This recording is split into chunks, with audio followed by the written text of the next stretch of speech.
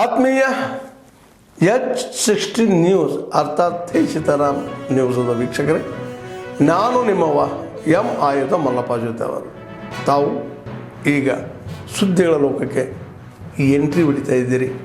ಈ ಸುದ್ದಿಗಳನ್ನು ಪ್ರತಿಯೊಂದು ನೋಡೋ ಜೊತೆಗೆ ನಿಮ್ಮ ಅಭಿಪ್ರಾಯಗಳನ್ನು ಹಂಚ್ತಾ ಇರಿ. ಯಾಕಂದರೆ ಈ ಸುದ್ದಿಗಳು ನಿಮಗಾಗಿ, ನಿಮ್ಮ ಬದುಕಿಗಾಗಿ, ನಿಮ್ಮ ವೈಚಾರಿಕೆಗಾಗಿ, ನಿಮ್ಮ ತಿಳುವಳಿಕೆಗಾಗಿ ಅನ್ನೋದು ನಿಮಗೂ ಗೊತ್ತು. ಜೊತೆಗೆ ನಮಗೂ ನಿಮ್ಮೊಂದಿಗೆ ಇದೊಂದು ಮಾತಾಡುವಂಥ ಜೊತೆಗೆ ಸುದ್ದಿಗಳನ್ನು ಬಿಡುವಂಥ ಕೆಲಸ.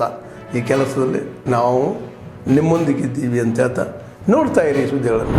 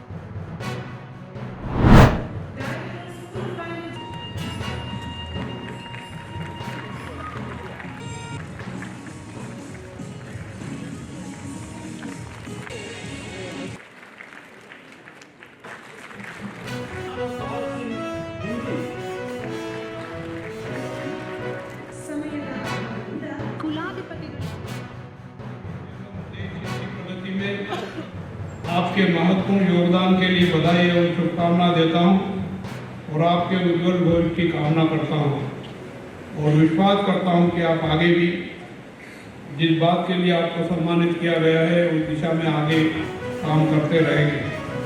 उपाधि प्राप्त करने वाले समस्त छात्र छात्राओं को भी बहुत बधाई देता हूं, शुभकामनाएं देता हूं और आप सबके उज्जवल भविष्य की कामना करता हूं।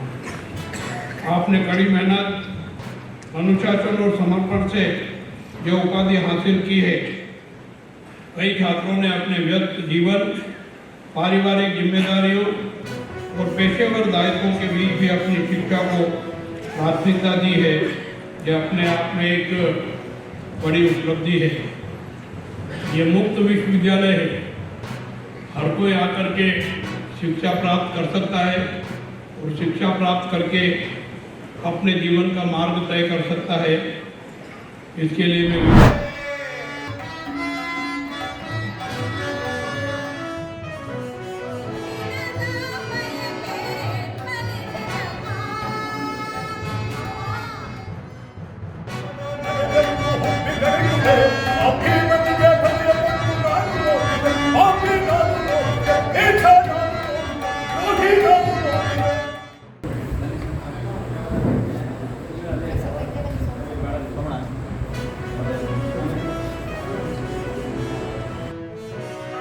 ಬಾಬು ನಾಟಕ ಅಕಾಡೆಮಿ ಸದಸ್ಯರು, ಕರ್ನಾಟಕ ನಾಟಕ ಅಕಾಡೆಮಿ ಸದಸ್ಯರು ಇಂದು ರಾಮನಗರದಲ್ಲಿ ವಿಶ್ವ ರಂಗಭೂಮಿ ಆಚರಣೆಯನ್ನ ಮಾಡಲಾಗ್ತಿದೆ.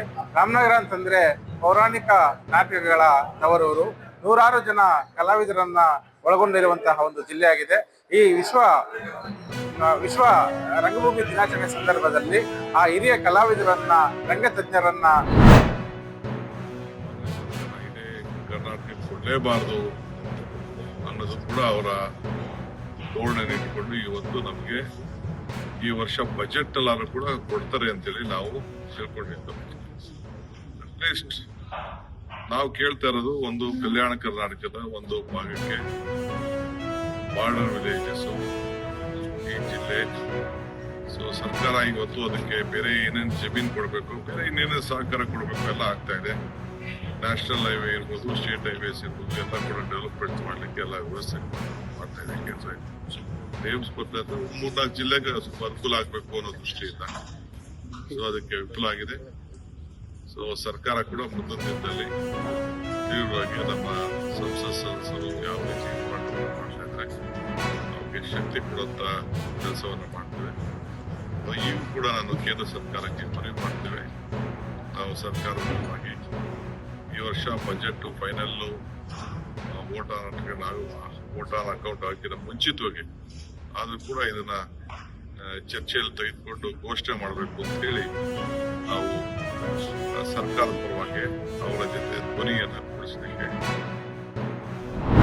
ಆತ್ಮೀಯರೇ, ಎಲ್ಲ ಸುದ್ದಿಗಳನ್ನು ನೋಡಿದ್ರಲ್ಲ, ಏನು ಅನಿಸ್ತು ನಿಮಗೆ? ಇದರಲ್ಲೇ ನಿಮ್ಗೆ ಲೈಕ್ ಆಗಿರ್ಬೋದು, ಡಿಸ್ಲೈಕು ಆಗಿರ್ಬೋದು, ಕಾಮೆಂಟ್ ಬೇಡಪ್ಪ ಅಂತೂ ಅನಿಸಿರ್ಬೋದು, ಕಾಮೆಂಟ್ ಮಾಡಬೇಕಪ್ಪ ಅನಿಸಿರ್ಬೋದು, ಶೇರ್ ಮಾಡಬಾರ್ದಪ್ಪ ಅನಿಸಿರ್ಬೋದು, ಅದು ಮಾಡಬೇಕು ಅನಿಸಿರ್ಬೋದು. ಏನಾದರೂ ಆಗಲಿ ಶೇರ್ ಮಾಡ್ತಾಯಿರಿ, ಈ ನ್ಯೂಸ್ಗಳನ್ನ ಹಂಚ್ತಾ ಇರಿ, ಜೊತೆಗೆ ಇದಕ್ಕೆ ಸಬ್ಸ್ಕ್ರೈಬ್ ಆಗ್ತಾಯಿರಿ ಅಂತ ಹೇಳ್ತಾ H16 ನ್ಯೂಸ್ ಅರ್ಥಾತ್ ಹೇ ಸೀತಾರಾಮ್, ಇದು ಸತ್ಯದ ಕೈಗೆ ನಡಿ. ವಂದನೆಗಳು.